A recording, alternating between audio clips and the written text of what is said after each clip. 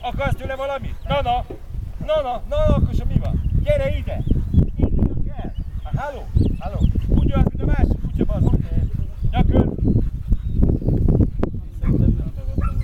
Ez is annyi dühös vagy, akkor a másikra meg tud csinálni, úgy, hogy meg kell tudni. Oké, rendben van.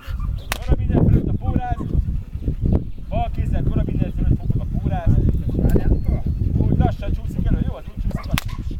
Fürkész! Ez a lassan.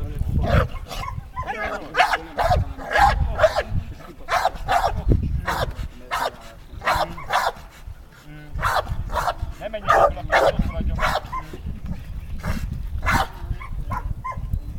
Úgy, okos. Jó, persze.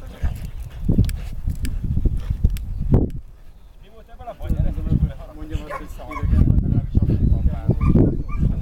Ereszd! Lassan, gyere ide.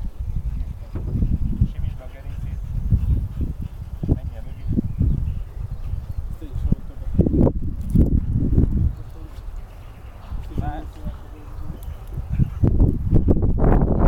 Eresztés. Ereszd!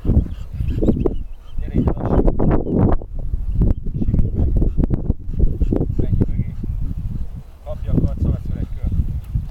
Szaladsz, futás, hívod! Úgy, vedd rövidebbről a pórázát. Fordulsz visszafelé. Megállsz. Ereszd. Üljön le. Fektet. Fekszik! Jó, kérem a kart. Szólsz Ott neki, fekszik. Nézd Ott a kutyádat. Ne takarják ki neki. Ívesen gyere mindig felé. Visszamész. Beállsz mellé, ültet. Ül! Ne húzd, rázd meg.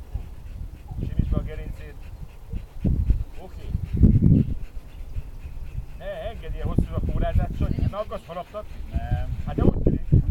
Oké, adsz neki egy lábot, mennél, hogy jobb lábot keresztül lépsz, és olyan elnézd a föld. Jó? Lápasz! Videó van róla? Jó van. Ül!